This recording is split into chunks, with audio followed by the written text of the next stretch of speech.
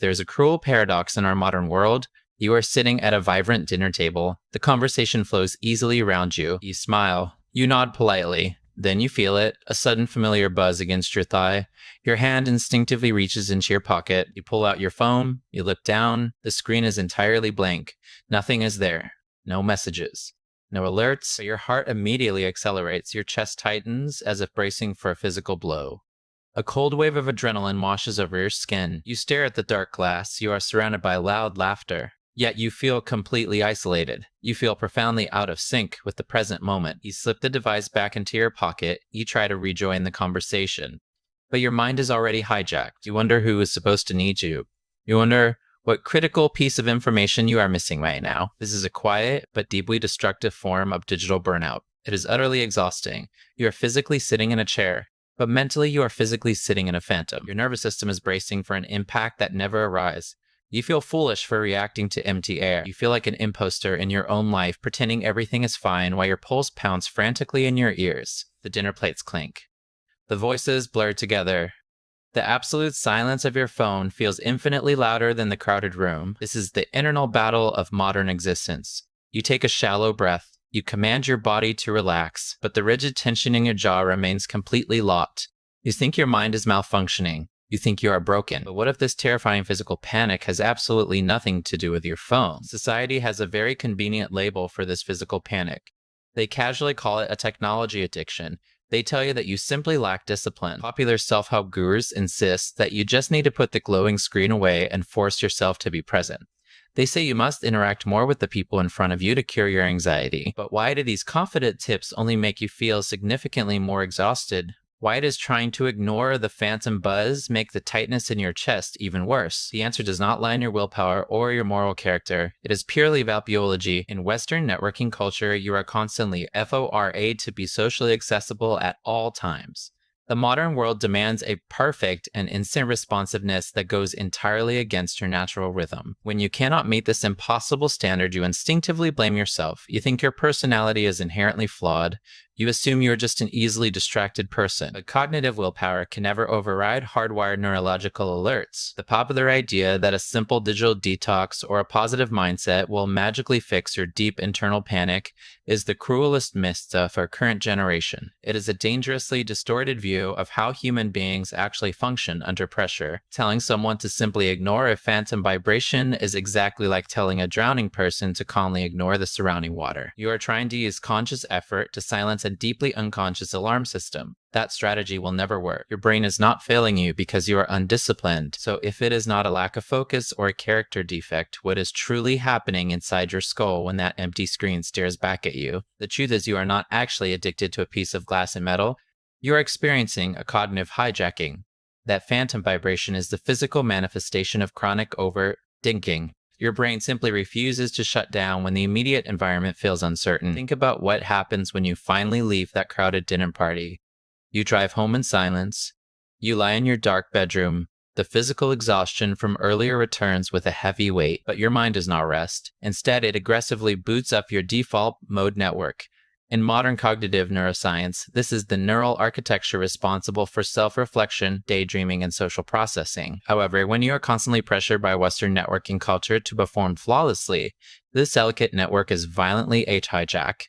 It transforms from a gentle tool of self-awareness into a relentless, unforgiving machine. It replays every single conversational mistake, analyzes every fleeting micro-expression on your colleagues' faces, and systematically prepares to condemn you.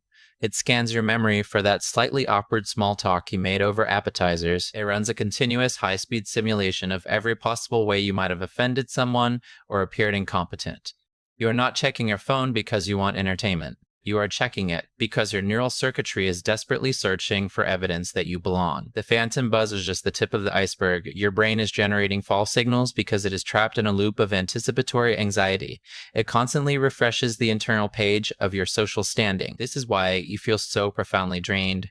Your mind is burning massive amounts of metabolic energy to fight social battles that only exist in your memory. But why exactly does a simple silent phone or a falsely perceived notification cause such a profound state of physical and biological panic? To understand this exact physiological terror, we must look deeply into the polyvagal theory developed by Dr. Stephen Porges. What is actually happening when you stand in the corner of a room clutching your drink while your heart beats violently against your ribs? Your body is constantly running a subconscious primitive surveillance program known as neuroception. It is constantly scanning the environment, assessing for safety or danger, long before your conscious, rational mind even registers a single coherent thought. In the harsh ancestral environment, being socially accepted by the tribe was not a luxury. It was an absolute biological necessity. Being isolated or rejected meant certain death. Today, your ancient nervous system cannot distinguish between the physical danger of a predatory beast and the psychological pressure of a modern networking event. When you force a stiff smile, when you desperately try to engage in empty small talk, or when you stare at a silent phone screen waiting for a digital notification that never comes. Your neuroception detects a profound lack of authentic grounding connection. It registers the superficiality in this digital silence not as mere awkwardness, but as a literal, terrifying survival terror. Because you feel fundamentally out of sync with the surrounding group, your biological machinery genuinely believes you are being exiled from the tribe. Therefore, it immediately pulls you out of the safe, social, and calm ventral vagal state. It throws you violently into a deeply reactive, sympathetic fight or flight response. This is precisely why your heart races so fast when the phone screen is completely blank. This is why your palms sweat profusely during seemingly casual conversations. Your sympathetic nervous system is entirely trapped in overdrive, continuously flooding your bloodstream with cortisol and adrenaline to prepare your muscles for a physical escape that you are socially forbidden to make. You are not a coward for feeling overwhelmed by these interactions. You are not weak, and you are certainly not broken. Your body is simply executing a brilliant primal defense mechanism. It is desperately trying to save you from what it perceives as a fatal social isolation. That phantom vibration you felt in your pocket is nothing more than a biological false alarm triggered by a highly protective, deeply caring nervous system. Your nervous system does not care about your social reputation or your networking success. It only cares about keeping you alive. Your biology is actually working perfectly, executing its ancient programming exactly as it was designed to work. But this brings us to a fascinating evolutionary pivot. If this acute sensitivity causes you so much chronic modern suffering, why did nature meticulously preserve this specific genetic trait in you? Nature does not make mistakes. Your intense social anxiety is not a biological malfunction. It is a profound evolutionary heritage. Let us look closely at evolutionary psychology to uncover a liberating truth. Long before modern society invented crowded networking events and digital notifications, human survival depended entirely on acute hypervigilance. Thousands of years ago, the individuals who survived the brutal ancestral environment were not the relaxed, carefree optimists. The true survivors were the anxious ones. They were the people who constantly overthought every single rustle of the leaves in the dark. They were the ones who obsessively analyzed the subtle micro-expressions of neighboring tribes to detect any sign of hidden hostility. Your overwhelming HY personality was the exact neurological trait that kept your entire lineage alive against impossible odds. You are not weak. You are the sentinel. You are the direct genetic descendant of the most observant, cautious, and brilliantly attuned humans to ever walk the earth. Your nervous system is meticulously wired to notice the slightest shifts in vocal tone, the fleeting glances across a table, and the unspoken tension in a silent room. In a dangerous, unpredictable tribal landscape, this profound empathic ability was an unparalleled superpower. It allowed your ancestors to anticipate complex social threats long before they materialized. Today, however, you have taken this magnificent ancient hardware and forced it to operate in the trivial, noisy environment of a modern cocktail party. Your brain is frantically applying a life-or-death survival advantage to the completely wrong landscape.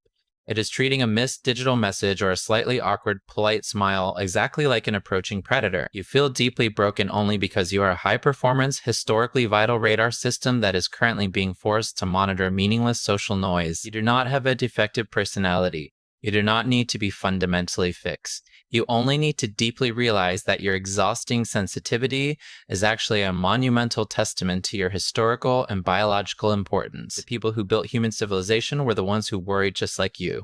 Recognizing this truth is the first step toward profound emotional relief. You can stop hating the very mechanism that was designed to protect you. But if your physical brain is perfectly executing this vital ancient program, How do you gently convince your body that the modern world is finally safe enough to rest? You cannot logic your way out of a biological panic. When your mind is racing after a crowded networking event, you cannot simply command your anxious thoughts to stop. Trying to use your mind to fix your mind is a futile, exhausting battle.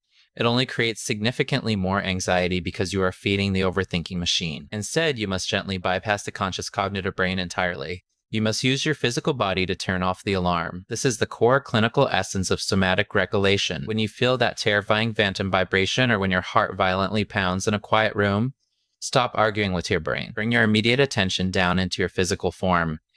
Take a slow, deliberate breath. Notice the exact temperature of the cool air as it enters your nose, travels down your throat, and slowly expands your lungs. Feel the heavy, solid weight of your feet pressing firmly into the floor beneath you.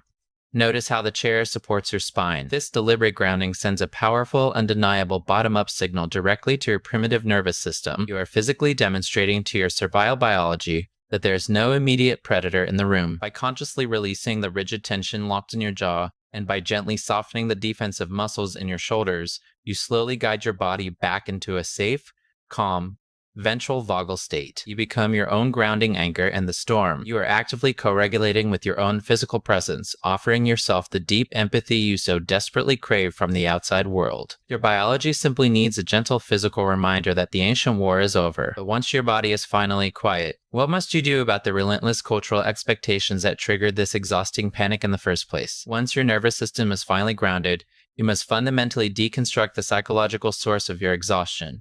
You must completely redefine your core identity. Western culture has aggressively conditioned you to believe that constant sociability is the only valid way to exist. It demands that you wear a relentless, exhausting mask of extroversion just to prove your worth. But you do not have to participate in this artificial performance anymore. You are not a broken machine failing to meet a social standard. You are a deeply observant human being navigating a highly unnatural modern environment with brilliantly sensitive ancient hardware. You do not need to fix yourself. You only need to stop playing the exhausting role of someone else. True emotional healing requires a profound, radical ACCer tense of your own innate biological rhythm. It is time to completely surrender the agonizing, impossible need to be flawlessly charming at every dinner party. Give yourself full permission to be beautifully imperfect in your daily interactions. Allow yourself to be utterly awkward. Allow yourself to sit in quiet rooms and remain entirely silent without feeling guilty. When you finally let go of the desperate cultural pressure to constantly perform, you experience a massive, immediate release of cognitive energy.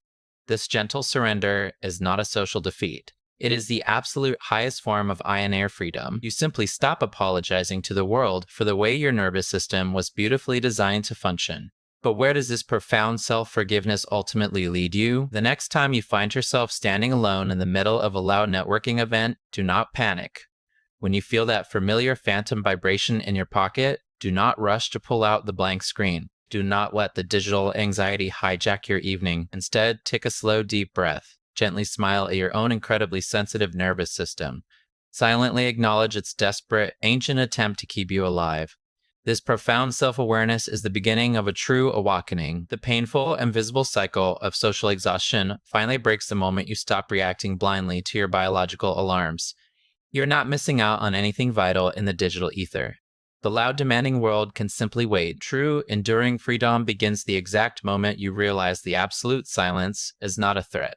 The silence is actually a deeply healing space. You do not need to constantly prove your existence through digital notifications or forced small talk. You are entirely allowed to just be. Try closing your eyes for a brief moment right now.